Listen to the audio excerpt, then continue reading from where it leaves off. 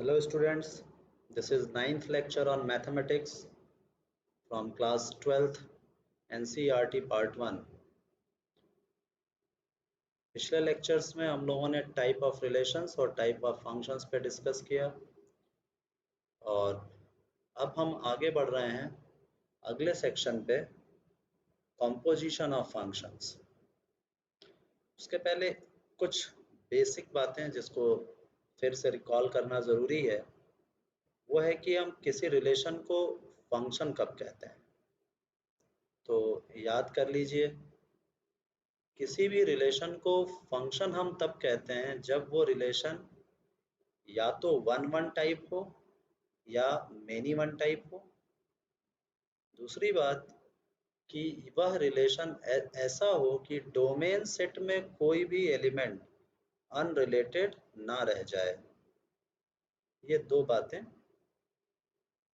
पहले फिक्स करिए दिमाग में कि किसी रिलेशन को फंक्शन कब कहते हैं। अगली चीज जो फिक्स करनी है वो ये कि ये वन वन टाइप का फंक्शन क्या होता है और ऑन टू फंक्शन क्या होता है। सारी चीजें डिस्कस हो चुकी हैं पिछले वीडियोस में। तो ऑन टू फंक्शन तब होता है कोई फंक्शन जब को डोमेन सेट का कोई भी एलिमेंट अनरिलेटेड ना बचे, और इन वन वन का मतलब डोमेन का एक एलिमेंट को डोमेन के एक ही एलिमेंट से रिलेट हो। ये देखिए, हम लोगों ने एग्जांपल्स देखा था, 4 फंक्शंस थे, इसमें ये फोर्थ फंक्शन जो है आपको याद होगा, ये वन वन भी है और ऑन टू भी है। ऑन टू इसलिए क्योंकि को डोमेन का कोई भी एलिमेंट अनरिलेटेड नहीं है, वन वन इसलिए क्योंकि डोमेन का एक एलिमेंट को डोमेन के सिर्फ एक ही एलिमेंट से रिलेटेड है। तो ये पीछे की चीज़ें अब आगे के कॉन्सेप्ट्स को समझने में हेल्प करेंगी, इसके बिना आगे की बातें समझना मुश्किल है। तो अब हम बढ़ते हैं, ये एक्सरसाइज आप एक बार खुद से अटेम्प्ट करेंगे और इसका डिस्कशन मैं बोर्ड पे करके अपलोड करूँगा बाद में। चलिए, let's come to next section 1.4, composition of functions and invertible functions. अब टॉपिक को पहले ठीक से समझें। कंपोजिशन ऑफ फंक्शन से क्या मतलब है, फंक्शंस को कंपोज करने का क्या आशय है। देखिए, कुछ फंक्शंस जो फंडामेंटल फंक्शंस होते हैं और सिंपल फंक्शंस होते हैं, उनको मिला के दो फंक्शंस या दो से ज़्यादा फंक्शंस को मिलाकर एक नया फंक्शन बनाना, इसको हम बोलते हैं कंपोजिशन ऑफ फंक्शंस। जैसे कोई भी म्यूजिक कंपोजर होता है तो वो 7 सुरों से मिला के कई गाने बनाता है, मगर फंडामेंटली सुर कितने हैं, 7 ही हैं। दुनिया में जितने भी गीत संगीत बने होंगे सब में 7 ही सुरों का प्रयोग होगा, 8वां सुर कोई एग्जिस्ट नहीं करता है। इसी तरह कुछ फंडामेंटल फंक्शंस हैं जो 11th क्लास में आप पढ़े हैं। 11th क्लास का जो मैंने वीडियो अपलोड किया उसमें मैंने बताया भी है, क्लासिफिकेशन ऑफ फंडामेंटल फंक्शंस। तो वही कुछ गिने हुए जो फंडामेंटल फंक्शंस हैं, उनको मिला के हम नए नए फंक्शन जब बनाते हैं तो उसे हम कंपोजिशन ऑफ फंक्शन कहते हैं। और इसके बाद इन्वर्टिबल फंक्शन है इसी टॉपिक में आगे, तो इसको हम आगे ही समझेंगे। अभी हम देखेंगे composition of function. In this section we will study composition of functions and the inverse of a bijective function. Bijective याद कर लीजिए, कोई भी फंक्शन जब इंजेक्टिव और सर्जेक्टिव यानी वन वन और ऑन टू दोनों ही हो तो उसे हम बाइजेक्टिव फंक्शन कहते हैं। तो inverse of A bijective function क्यों लिखा गया है, क्योंकि केवल बाइजेक्टिव फंक्शंस ही इन्वर्टिबल होते हैं और फंक्शंस इन्वर्टिबल नहीं होते हैं। ये हम लोग आगे देखेंगे, इस पे भी फर्दर डिस्कशन होगा। Consider the set A of all students who appeared in class 10th of a board examination in 2006। अब देखिए, एक सेट यहाँ पे बताया जा रहा है, उस सेट ए में क्लास 10th के सारे स्टूडेंट्स हैं जो बोर्ड एग्जाम 2006 में अपीयर हुए। Each student appearing in the board exam is assigned a roll number by the board which is written by the students in the answer script at the time of examination. Her student को board examination board govern करता है, तो board एक roll number allot करता है, roll number दिया जाता है, और यह रोल नंबर एग्जामिनेशन के वक्त स्टूडेंट अपने आंसर कॉपी पे, आंसर स्क्रिप्ट जिसको कह रहे हैं, उसके ऊपर मेंशन करता है, लिखता है.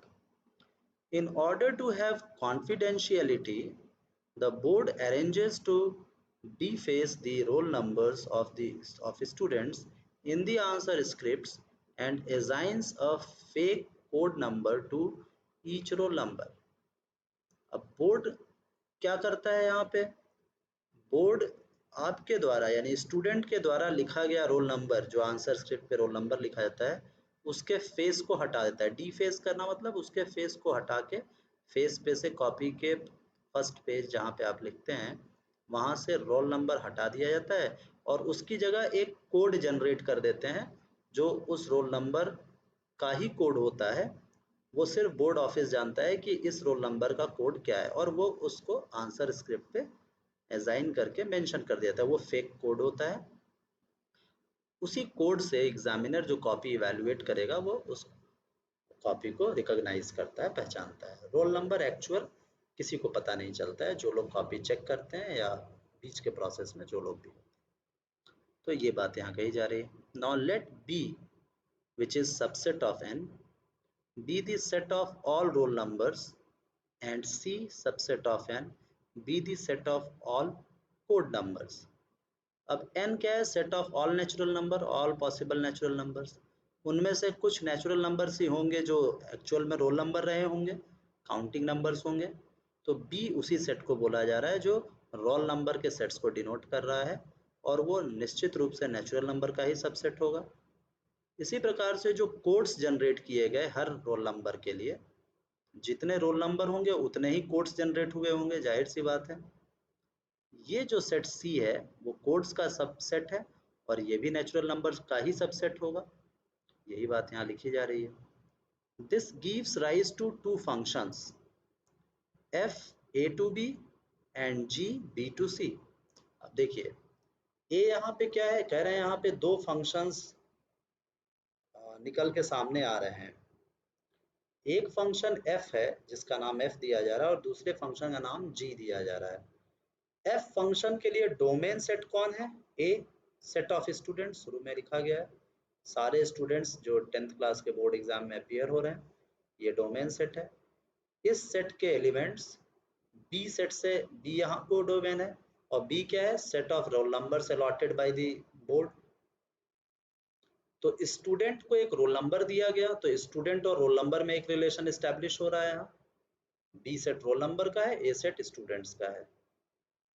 और जी जो फंक्शन है नया, उसमें क्या है?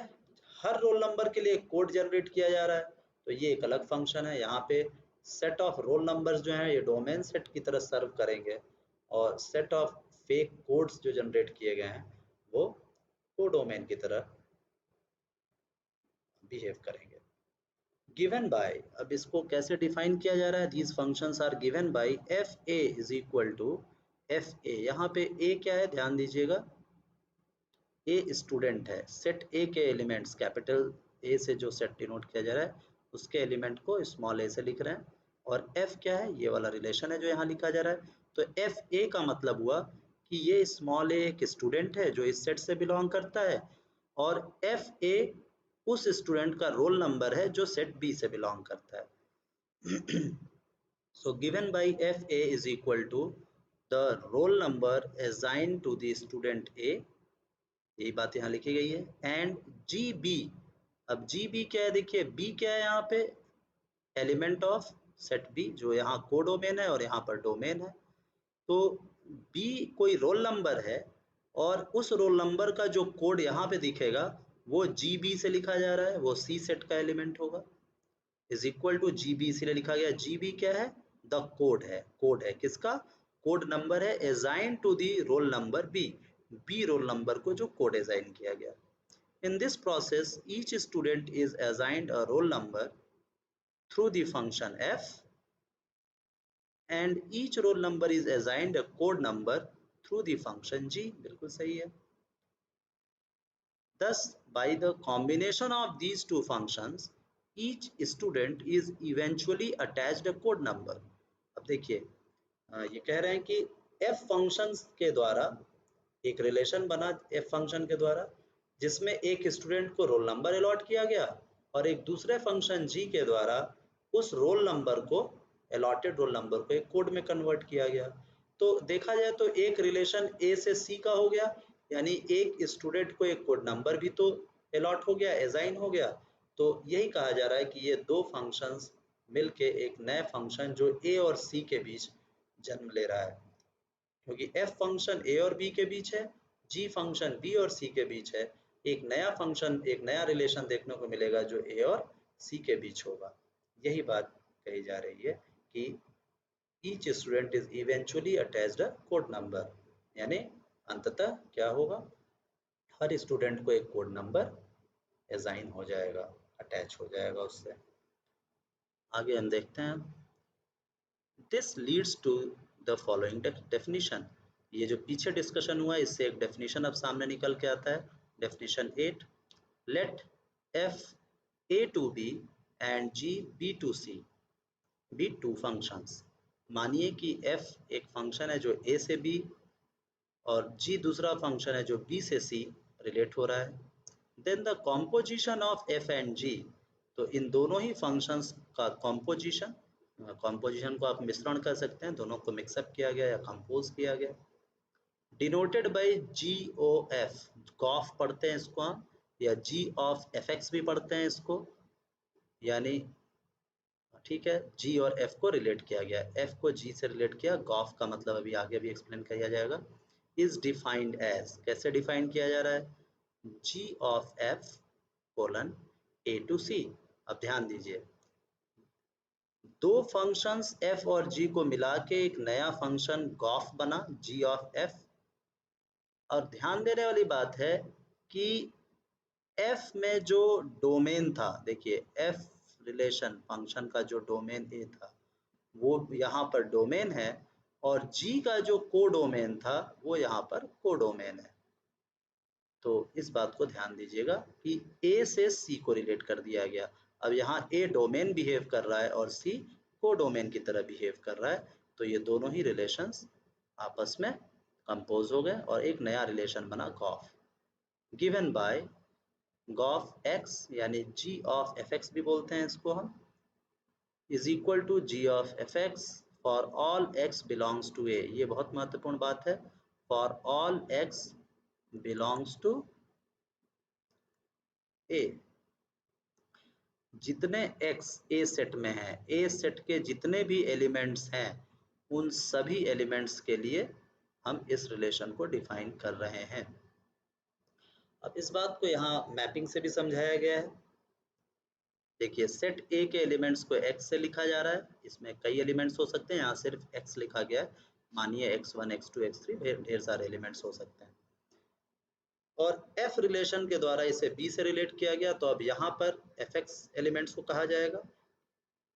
fx का मतलब x यहाँ पे जो ब्रैकेट में दिख रहा है वो ये एलिमेंट है, और पूरा fx यहाँ पे ये जो डॉट से एलिमेंट दिखाया जा रहा है, यानी x fx से रिलेट हो गया। f is the name of relation और द नेम ऑफ फंक्शन। अब यहाँ पे ये जो एलिमेंट है जिसको हम fx कह रहे हैं, fx क्या है, इसका इमेज यहाँ पर है, यह भी एक एलिमेंट होगा।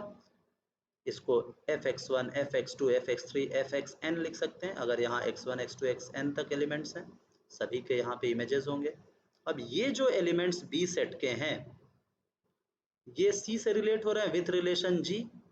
तो अब यदि हम यहाँ पे fx को y लिख लेते तो ये यहाँ पे जो एलिमेंट g है, g ऑफ fx, या इसको gy कह सकते हैं। अब यहाँ पे जो ये fx दिख रहा है ब्रैकेट में, ये यह वाला नंबर है, यह एलिमेंट है। यह एलिमेंट बी सेट का सी सेट के इस एलिमेंट से g ऑफ fx, ये भी कोई नंबर होगा, इससे रिलेट हो रहा है। तो इनडायरेक्टली यहाँ पे ये जो x दिख रहा है वो a सेट में था, यहाँ था, तो ये वाला नंबर यहाँ से रिलेट हो जा रहा है एलिमेंट। यही बात यहाँ समझने का प्रयत्न करना है, तो इसी को g ऑफ fx लिखा जा रहा है। आगे देखते हैं, अब एग्जाम्पल्स हैं, इन एग्जाम्पल से समझेंगे हम। एग्जाम्पल नंबर 15, लेट एफ एक फंक्शन है जो इस सेट को इस सेट से रिलेट कर रहा है। आप देख सकते हैं एरो के पहले ये डोमेन सेट है और ये कोडोमेन सेट है 2 3 4 5 3 4 5 9, और जी एक दूसरा फंक्शन है जो डोमेन सेट ये है उसका, ये रहा codomain set. B functions defined as, अब ये फंक्शंस का डेफिनेशन है। एफ की डेफिनेशन देखिए क्या है, यहाँ से यहाँ तक दी गई है, और जी की डेफिनेशन ये दी गई है। एफ एक फंक्शन देखिए, F2 का मतलब क्या हुआ आप समझिए कि यहाँ पे जो एलिमेंट 2 है वो इधर F2 क्या है, पूरा 3 है, इधर 3 से रिलेट हो रहा है, यानी x की वैल्यू 2 लें तो y की वैल्यू 3 मिलेगी। f of 2 is equal to 3, यानी f रिलेशन से 2 डोमेन सेट जो है यहाँ f का, वो को डोमेन में 3 से रिलेट होने वाला है। f2 इक्वल टू 3 का ये मतलब हुआ। f3 इक्वल टू 4 का मतलब हुआ f रिलेशन के अनुसार 3 इधर अपने को डोमेन में 4 से रिलेट होने वाला है, 4 से। इसी तरफ 4 इधर जो है वो इधर 5 से रिलेट हो रहा है। आप देखिए यहाँ पे लिखा है f of 4 is equal to f of 5 is equal to 5, यानी कि 4 और 5 इधर ये दोनों ही अपने को डोमेन में 5 से रिलेट हो रहे हैं, यानी ये many one type of relation है। 4 के लिए और 5 के लिए, दोनों के लिए f रिलेशन से देखें तो इमेज क्या मिल रही है हमें, 5 मिल रही है। तो ये तो हो गया fx का डेफिनेशन। अब g का डेफिनेशन देखिए क्या है, g3 is equal to g4 is equal to 7, यानी कि इधर का 3 और इधर का 4 अपने को डोमेन में 7 से रिलेट हो रहा है, जो कि यहाँ लिखा गया है। 3 और 4 दोनों के लिए जी रिलेशन से देखें तो इमेज क्या मिल रही है हमें, 7 मिल रहा है। And G5 is equal to G9 is equal to 11, यानी कि जी रिलेशन में अगर देखें तो उसके डोमेन सेट का 5 और 9 ये दोनों ही एलिमेंट को डोमेन में 11 से रिलेट हो रहे हैं, यानी 5 और 9 ये दोनों ही एलिमेंट्स 11 से रिलेट हो रहे हैं। आप चाहें तो इसकी मैपिंग भी कर सकते हैं कॉपी पेन लेके। फाइंड गॉफ, अब आपको गॉफ निकालना है। बस इस मैपिंग को ध्यान रखें, अगर आप मैपिंग करेंगे तो इजीली निकाल पाएंगे। गॉफ को आप g ऑफ एफ एक्स लिख सकते हैं, देख सकते हैं आप यहाँ लिखा हुआ है g O F, gof is what, g of f x, जिसमें x क्या है, ए सेट के एलिमेंट्स थे, ध्यान रखिएगा, यानी इस सेट के एलिमेंट होंगे इस कॉन्टेक्स्ट में, इस क्वेश्चन के। ये सेट ए सेट है और ये सेट आप देखिए बी सेट है। आप देख सकते हैं 3 4 5 9, 3 4 5 9, ये बी कॉमन है दोनों में। एफ के लिए ये को डोमेन है और जी के लिए ये डोमेन की तरह सर्व कर रहा है। तो आप देख सकते हैं एफ के लिए यहाँ पे ये को डोमेन है और जी के लिए ये डोमेन है, और ये रहा आपका सी सेट जो यहाँ पे आपको दिख रहा है। तो अब आप देखेंगे कि यहाँ पे x की वैल्यू अगर हम 2 लेते हैं तो यह 2 इस G के कोडोमेन में, यानी सी सेट यहाँ पे जो दिख रहा है आपको, इसमें किससे रिलेट होगा। तो आप देखिए पहले f ऑफ 2 हमें क्या मिला था, f ऑफ 2 हमें 3 मिला था, यानी यहाँ से ये 3 मिल रहा है, और ये 3 जो B सेट में है वही B सेट यहाँ पर भी है, ये 3। तो ये 3 इधर किससे रिलेट हो रहा है, अगर आप देखें तो ये 3 7 से रिलेट हो रहा है। तो इनडायरेक्टली 2 यहाँ से इससे 3 से हुआ और ये 3 7 से हुआ, तो 2 डायरेक्टली हम देखें तो 7 से रिलेट हो रहा है। तो अगर हम गॉफ लिखेंगे तो g ऑफ f ब्रैकेट में 2 लिखें, यहाँ लिखे लिखा हुआ है we have g of f 2, तो ये 7 आना चाहिए, देखिए 7 आ रहा है बिल्कुल। मैपिंग से आप समझ सकते हैं यही बात। इसी तरह आप सारे एलिमेंट्स को रिलेट कर सकते हैं। f3 अगर हम देखें तो 3 यहाँ पे 4 से रिलेट हो रहा है और इधर का 4 7 से, यानी कि g ऑफ f3 भी 7 के ही बराबर होगा। सिमिलरली g ऑफ 4 अगर हम देखें तो g ऑफ 4 क्या होगा, पहले देखते हैं 4 यहाँ किससे रिलेट हो रहा है, 5 से, और यहाँ का 5 रिलेट हो रहा है 11 से, तो यानी कि यहाँ का 4 डायरेक्टली 11 से रिलेट होगा। तो आप देखिए गॉफ ऑफ 4 क्या आ रहा है, 11 आ रहा है। सिमिलरली g ऑफ f5 भी 11 आएगा। आई होप ये बात समझ में आ गई होगी सभी लोगों को। और नेक्स्ट एग्जाम्पल हम अगले वीडियो में डिस्कस करेंगे। Thank you students.